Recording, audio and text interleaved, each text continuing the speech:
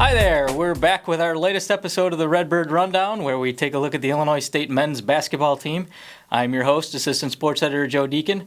With me once again is our veteran beat reporter Jim Benson. How you doing today, Jim? Just living the dream, Joseph. I'm sure you are.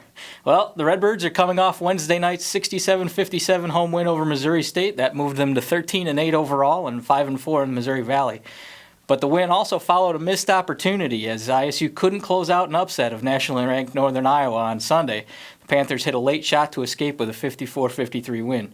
Jim, is ISU's inability to close out these tight games a growing concern for Dan Muller? Oh, I think it definitely is, Joe. 3 of the losses have been by a combined 4 points, and in each one of those losses, all they needed was a defensive stop at the end to win the game.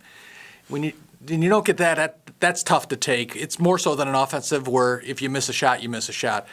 You know, defense is all about effort, and not to be able to pull those off every time, that is tough to take. And it's something that's correctable, but you need to do it sooner rather than later. I mean, the season's kind of at the midway point of the Valley season now, so you need to kind of get this together, and there are going to be games where you're going to need a defensive stop again, and they need to pull it off. Especially the Northern Iowa game, they had a 2-point lead, and it's a kick-out three-pointer that burns them. Exactly. A 2-pointer would at least tide the game, and you're right, the three-pointer, inability to get out in a shooter. Yep.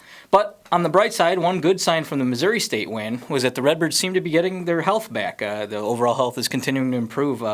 Deontay Hawkins returned to action on Wednesday night, and Devon Akun-Purcell had his best game since he came back, 20 points and 12 rebounds. Yeah, that was the first game Wednesday since December 14th that they've had everybody in uniform and healthy, relatively healthy. Teddy Hawkins, it's going to take him a while to kind of get back into shape. It took Devon 5 games, really. His first 5 games back from his broken hand, he was 10 of 42 from the field. Mm-hmm.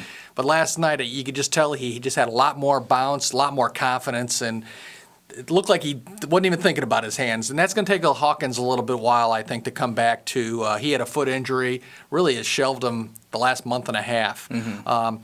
But he moved pretty well, I thought, and he played 18 minutes, a little more so, I think, than Dan Muller really wanted him to play, but there was some foul trouble with Mikhail McIntosh. So now, like I said, they have 9 games left until the Valley Tournament, kind of get everybody on the same page, so to speak. The thing is, you got a lot of guys. There's not a lot of minutes in the game. There's only 200 minutes, so everybody's going to have to kind of accept their roles a little bit. Maybe some guys who are playing 30-plus minutes, early in January. Now you're only going to be playing maybe 25 or so. So, yeah. It's going to be an adjustment period for everybody.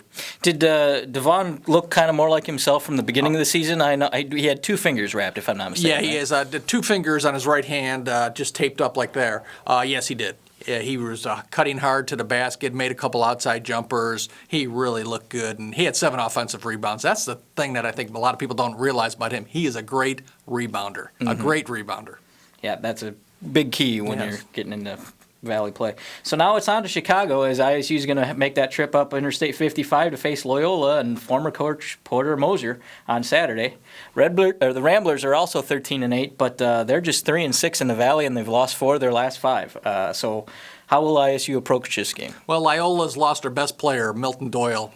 Maybe the most NBA-ready player in the Missouri Valley. 6'5", wing guy, originally signed for Kansas. He's got an ankle injury. Supposedly he's going to be out at least 3 more weeks. Sometimes you're never surprised when all of a sudden they show up on the court the next game, but that's really hurt the Ramblers here in this stretch. He's had this bad ankle since about the middle of December, and it just progressively got worse, and Porter just said, let's shut him down a little bit. But Loyola still they're dangerous because they have a lot of shooters, They're 4 and 5 men, the power forward in the center. They can step out and make threes. So they're a team you really got to cover the shooters on. They don't have a lot of inside game, though, and I think that's where ISU can really exploit them. Yeah, if they've got big men who can hit outside shots, that kind of pulls Reggie away from the rim, does. too. Yes, yeah, and he's got to be, get out there and get on those guys. Yep. Then the Redbirds will return to Doug Collins Court on Tuesday, but their opponent will pose a bit more of a challenge this time as it's third-place Evansville in for a visit. The Aces have won 2 in a row heading into their Saturday game against last-place Drake. And they just did something that ISU hasn't been able to do. They knocked off Indiana State. I'll tell you, Evansville has a lot of firepower. And I really expect this is going to be a fun game to watch. This is a game that's going to probably be in the 80s. Don't see a lot of those, especially in conference play in the Missouri Valley Conference. Yeah. But they have probably the best offensive player in the Missouri Valley in DJ Ballantyne. Mm-hmm. Just a great guard. He can get his shot off the dribble. He can rise up from three. And then they have a big guy. I know I'm saying his name wrong. I think it's Egidius Makavicius. Okay, 6'10". He's from Lithuania. He's a junior. Each year he's gotten progressively better. He has 15 double-doubles. That leads the country. So they have an inside and an outside game. And besides Ballantyne, they have a lot of shooters too. So, ISU, I don't think they'll mind getting in a game where, it's going to be an up and down game and a lot of scoring. I think the ISU players are going to enjoy that. Chance for the Redbirds to show off their athleticism. That's exactly right. Yeah. Well, that's going to do it for this week's show. Remember, Jim hosts pregame chats before every game here on Pantagraph.com, and he'll also be providing updates throughout the games on his Twitter feed. That's at capital P lowercase g _Benson.